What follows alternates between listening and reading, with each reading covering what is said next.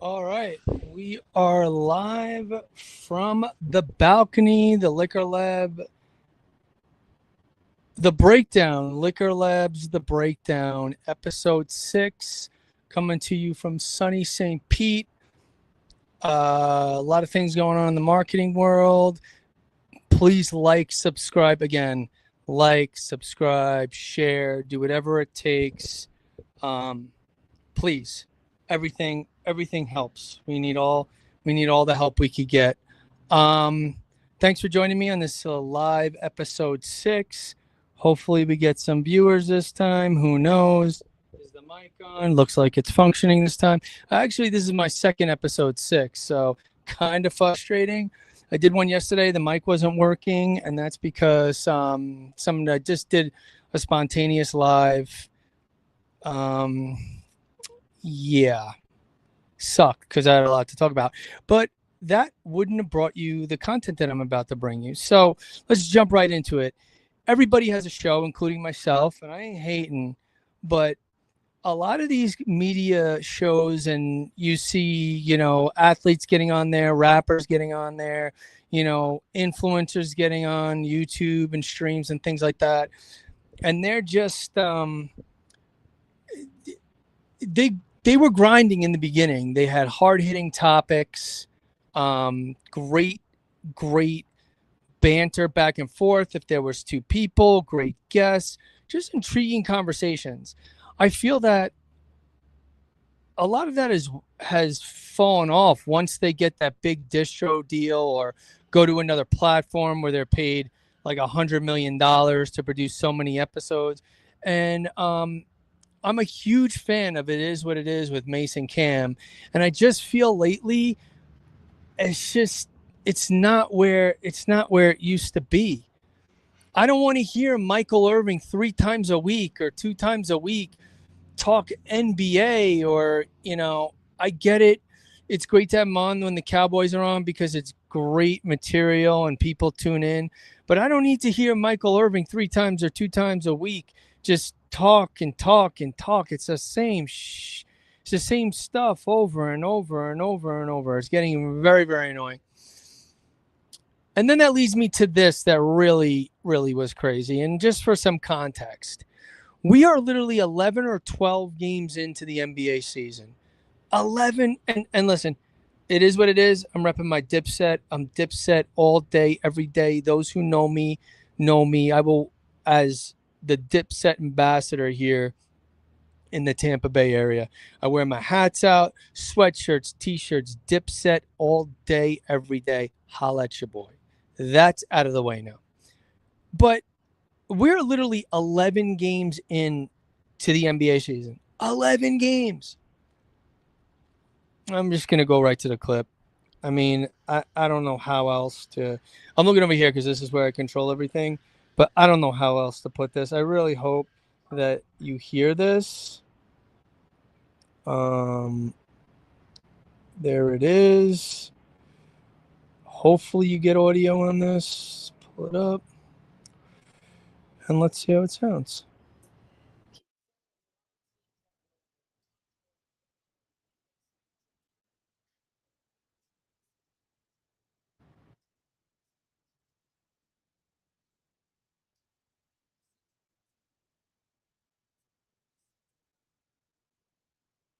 Nine and two.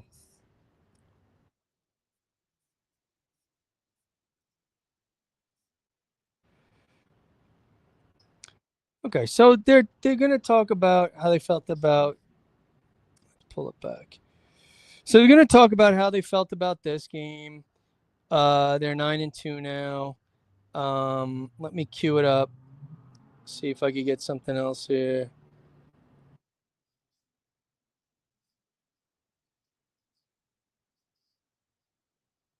All right.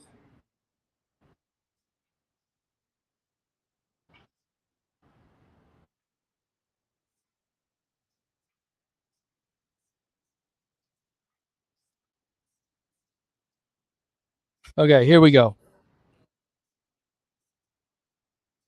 This is amazing.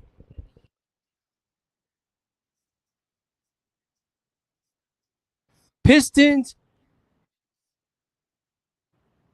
She just asked the question. Hold on. She just asked the question. Given the East, do you think the Pistons could keep this momentum? It's 12 games into the season. Are we out of topics? And believe me, I love Maurice Clark. There's no better story. He's great on the show. More Maurice, less Michael Irving. But we're 12 or 13. By this point, we're 13 games into the season. What are we doing? Are we running out of ideas? I think it's 82 games in the NBA. I might be wrong. 72-10. That's how I know it. 82 games. Bulls win 72-10. Are we out of ideas, people? Are we out of ideas? Are we just grasping at straws here? I mean, I don't get it. I don't get it. There's got to be something else to talk about than can the Pistons in freaking November 12th go wire to wire. It just doesn't make sense. And this is the problem once you've made it. There's less and less and less of that grind, those topics. I don't think they had that one dum-dum in studio the other day that hit on. Oh no, they had J.R. Smith in studio. But they used to have someone in studio all the time that you could tell. Now Cam's like, and I love you, Cam, but now you're like, someone's stepping on my lines. Someone's stepping on my... Bro, relax. Okay? Relax. You have a very aggressive way of dealing with people. I have a very aggressive way of dealing with people also. I kind of like follow your mantra every day. I look in the mirror and I do say it to myself, bro. I say it exactly how you say it. So everybody needs to relax and get back to that grind. Like it's the money's still coming out of their pocket when they need stuff, and they're not riding these deals from these large companies. Act like you're broke. I think Mase's son said it the best. Act like you're broke. And this is just a bigger issue with once you make it. I swear, if I get that 1 million subscribers, I will keep it gangs. I'll still be on this balcony doing the same thing. I mean, maybe I'll update the setup a little bit, but I'll be doing my thing in the same way because I see what happens when you get that success. You start asking people in November if Detroit can maintain a 9-2 pace. Come on, guys. I know you're better than that. You guys didn't need to get in the studio because you're doing too many remotes now and start hustling again. Like you're trying to get that Revolt deal, Cam. Like you're trying to get a record deal. Start hustling. I don't see it anymore. I don't see it. Love you guys. I'm still going to tune in. Today was annoying with Michael Irving, but whatever. Let's try to flip the script and get it going back to the essence, as they would say. All right. Now that that's out of the way, I want to shift gears and talk about, let me just cue it up on the old screen here. I want to switch over to a little bit of a marketing. Yeah, let's get the black tab here. Where are we at? Okay. I'm sure there's a better image. I'm just going to choose her. Okay, so pulled it up. I love when brands flex for a collabo. It's something lost in marketing, or something that's very when you have people on a team that just have never marketed or have no experience, and they're just, we must keep it this way. We must have our this text this way, and we have to have that isolated. Yes, there are some foundational rules, especially when it comes to scale. Like I had a partnership with Joseph Abood and a jewelry company, a men's jewelry company, and their partnership guidelines were so amazing. Like I use them to this day, like the foundation of them. It's all the logos. It's got to be 60-40, 60-40 in favor of Joseph Abood or whatever the company, and the other logo has to be 40%. That main partner, that main brand always had to be the more prominent logo, unless there was some reason to equalize them or make the other one bigger. And there were cases, but they had very strict rules and about 120 pages of guidelines for every situation. And it really, really paid off. But there are brands that just don't, they'll forego an amazing partnership or amazing community effort just because this is supposed to be like this that we designed 10 years ago before we made it big. And I say, bullshit.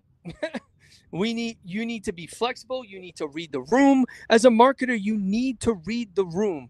You need to know, hey, if Manchester United, Real Madrid, if Coinbase comes along, or Morgan Stanley, or let's say Monster, or in all these energy drinks, whatever the one you're talking about or doing, or Celsius, or what's another one? I don't know. Red Bull. You got to flex. You got to change your font to be that dynamic partnership. You got to have a partnership. There's got to be the partnership that is communicated as well. It can't just be, hey, we have a partnership. It's got to be something that communicates partnership. This is so lost in sponsorships and partnerships that if you're going to co-brand, you need to co-brand. You just can't, if it's a one-off, like, powered by, which we've done a lot. I know, who I'm talking to. Him and I did a lot of the powered by or brought to you buys, and we knew how to set that up really, really well if the market didn't change 500 times. But you got to be flexible and know what type of partnership it is. If it's one that's going to co-brand and last a while, you got to be flexible on fonts a little bit with your logo, but keeping the essence. And you know what? I have a great example of this. And On, for example, is a pretty new company. It's a pretty new company, this company On. You saw me showcase them in you saw me showcase them on the episode, I think it was episode 2 with the New York City Marathon. I'm going to get right to it now. Let's see. Let's go. There it is. So let me pull up the screen here. And look, wow, there's the On logo. Also, if I will say, their e-commerce presence, if I go to shop, let's go to women. Shop all. I think, though, people at On, when I click women, it should just also be hyperlinked to shop all. I would test that. Their e-commerce experience is amazing. Very easy. All the colors right there in front of you. In a previous role, I built an e-commerce platform, believe it or not. These are some of the things that we did our due diligence and did a lot of research, from retail to consumer goods at retail, apparel at retail, Nike. Even we went to vitamin shops, e-com presence, and we just built a big hybrid using all the best practices. And this has all of them. I really love how the colors are all present, so you could see them. It's all about visual communication. So look at the logo. Let's get to the brass tacks now. So there you go. There's your On logo. Nice and simple. Very, very easy, distinguished. I think they did a great job. They kept it easy. And as a young company, you wouldn't think they'd want to make an alteration to their logo right away. But sure enough, they had this partnership, and they did. And I think it's freaking fantastic. So this sets a precedent right here. This sets a precedent. So they're using, I think it's like some sort of charitable community of effort. This is awesome. This is awesome right here. So simple. I bet you that wasn't in the brand guide, was it? But no, they're partnering with someone who has a distinctive mark, and they merged the two brands together, and it's fucking awesome. These are the risks marketers take. These are the risks when you build your brand strategy, that you have those variables and those slots for efforts that are going to change your brand. And these type of marks right here, these are the ones that bring you to an audience that has not seen you, because the person you're partnering with is the whole idea is to either bring similar audiences together, or what I like is to bring foreign audiences together, people have never heard of you, and just bring that user base into your user base. That's one of the main goals of partnerships and sponsorships and business development and all these other, agreements brands enter into. So just love the look of this. I think they have a whole collection here. We could get into the collection. I think this is just one of the shirts. It's just one of the shirts. I think they put it on a sneaker as well, if I'm not mistaken. It's the wrong window. I think, yeah, they put it here, the cap. I think that they have a sneaker. I saw a sneaker in the woods. There it is. There's a sneaker. So again, great job. Maybe we'll start rating these things. I think it's a 4. I've seen better, but this is a great step. I'm going to consider they're a new brand. They've really put that other partner in the essence of their brand. And to me, that shows commitment, and I like it. I'm going to give it a 4. All right. So let's move on, shall we? Back. Next thing I'm going to chat about or talk about is the musical chairs in apparel deals, with specifically in the college sports. I mean, there you got Under Armour, New Balance is starting to get a run again, Nike, Adidas, of course, Under Armour starting to put some stuff together. They pulled out, those of you who don't know, that Under Armour actually was supposed to outfit the MLB before Nike. Nike actually swooped in and saved that deal because Under Armour just was tanking. Interesting stuff there. Now they're starting to really cut costs and get out. I was going to say pull out, pause, of every apparel deal that they have going. I'm just going to pull up a list here. So where are we? So Under Armour, I could actually share this. I'm going to share this. So I just did a little quick search. So look at this. Under Armour. I can find this. Here we go. Under Armour has left South Carolina. Now remember, the Gamecocks are huge in college. The Gamecocks are a big deal in women's basketball. They're gone. They actually, Nike already signed them for 2026, July 1st, 2026. Under Armour is gone. Nike's in. Auburn, as you see here, Under Armour's gone. They just started this Nike deal. I don't know. Auburn always seemed like a Nike school, considering Bo Jackson was an Auburn alum, and same with Charles Barkley. I mean, they're probably excited. Then you have one. Georgia Tech is actually going to Under Armour from Adidas. Now, interesting with Under Armour, they're pulling back some deals and they're saying no to a lot and canceling all the ones. They know what's profitable and what's not. So it's like downsizing or laying off or something like that. Like they want to reduce the number of deals so they could really focus on the profitability of a few schools rather than having 10 or 15 schools, because at one point you start to overly expand. So they're going back to Georgia Tech is going back to Under Armour. I believe they were there before. This one's huge. Penn State leaving Nike after, I believe, 30 years. Let's see. Penn State.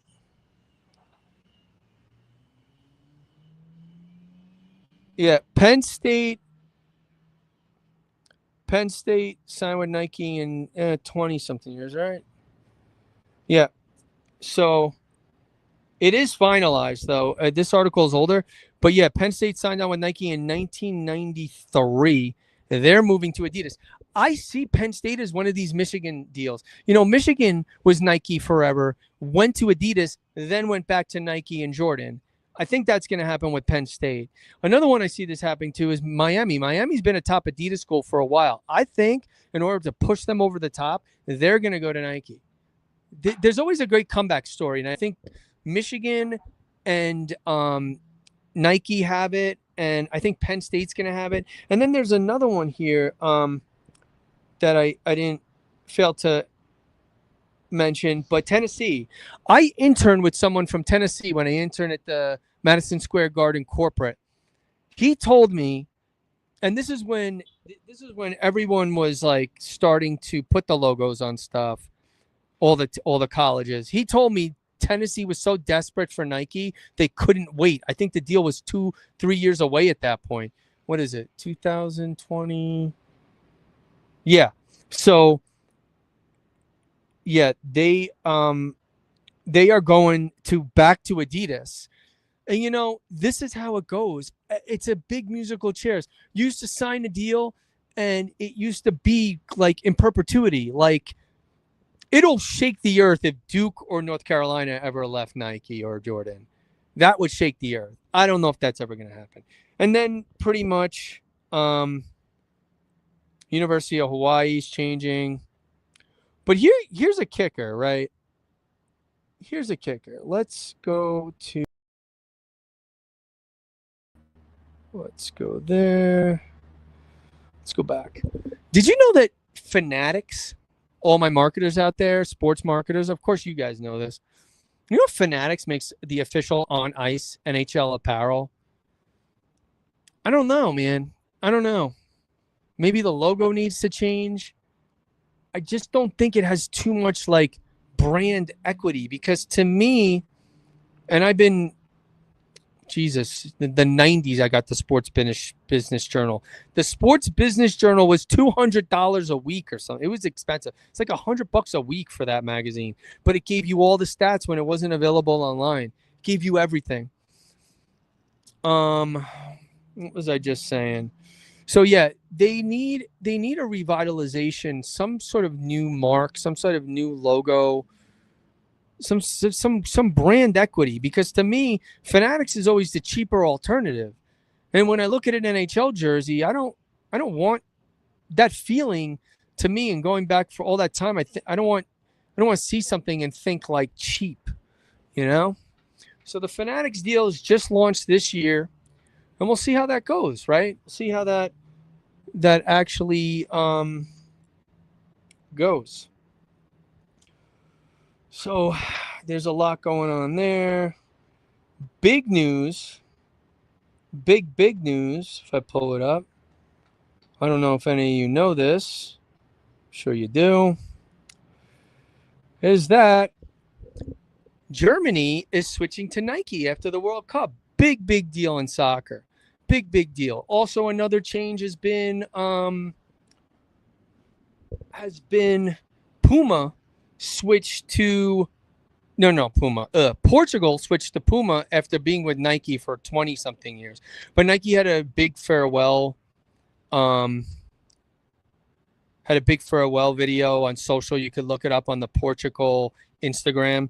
Nike did them so right. It was beautiful. Basically, they put every single jersey they ever worn in the World Cup on a clothesline and then put up the last one. And I think the reason they're getting out of that deal is because, honestly, the only reason they had it was because of Cristiano. And this is his final World Cup. The deal didn't expire. Now all the deals expire after a World Cup. This one expired in an off year, as you see. And I think Nike is just being smart. But I'll tell you this, Nike's been losing a lot of market share in European football. They still have Paris Saint-Germain, and they just renewed Barcelona, which the renewal from Barcelona as a marketer is amazing because Barcelona has so much more flexibility. You used to only be able to buy Barcelona gear on Nike.com. Now you could actually buy from the Barcelona store in this new deal, which is amazing because there's so many more products and so much more cooler merch to get your hands on here in the States. I actually bought my Kobe authentic shirt kit from the store, and it came from Spain. So big changes. There's more to come. Please subscribe, like. I'm gonna break down some other marketing things I've seen in a while. How about Coinbase? Let's talk about Coinbase. Coinbase has been crushing it on social, crushing it. Just today, the pennies canceled. And they said your LinkedIn, something about your lint in your pocket is going to be lonely or something like that. Like, it was a really, really, really cool post. It was just a cool post overall. So yeah, definitely feeling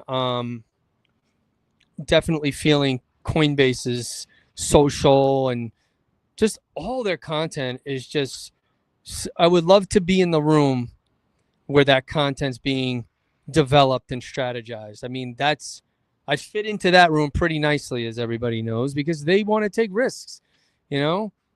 I heard someone say once, ask for forgiveness later. How did that work out, huh? That's another story.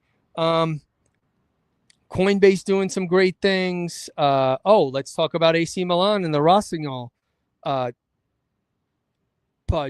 collab, making ski equipment. I love it because, a lot of these teams have the basics, the insurance company, the bank, the crypto, the AC, the car, like the AC like carrier or something like that. The car, the luxury car, the regular car, the affordable car. Like, they'll carve out any lane for you, right? But I just love when brands go and think, I know it's cliche, but they think outside the box and go get a partnership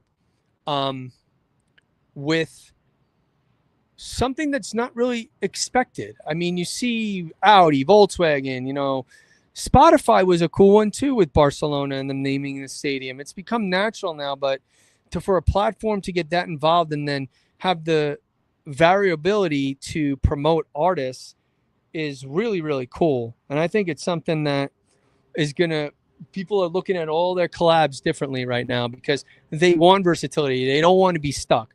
I've heard from so many partners that I've spoken to, they're stuck. Long-term deal, legacy deal, not in the deal. Don't want to upset them. These new deals are revolutionary where there's variables and changes and all these other things that are really, really exciting to marketers and marketers who really want to push and really relate. And let's get one thing clear. Marketing isn't reading. Marketing is reading when you've taken steps that show you're interested. But that first touch point is all visual communication. How could I communicate visually the value in a split second? That's what I'm good at. Might not be the best designed, and I don't consider myself a designer, but what I submit as a creative always gets the performative results. That's right, performative results. Always gets the performance and the desired result above and beyond. Episode 6, I might drop a weekly show tomorrow just to go over all the things from the week. I think, just speaking of what's going on right now in the markets, everything's on a free fall as far as I saw. I mean, Bitcoin is down to, where you at, Bit? Where's the bit that is the coin? We're stuck at 98. Been stuck at 98. I think it might go time to go in. This is not investment advice. I'm not a licensed professional, but throwing 500 throwing 500 into Bitcoin right now might not be a bad idea, but this is not investment advice. I'm taking my own advice, I think. Guys, thank you. Subscribe. Everyone who made it through this video, God bless you. You're an angel and a saint. And thank you so much. And apologies if you are in pain right now. Take care.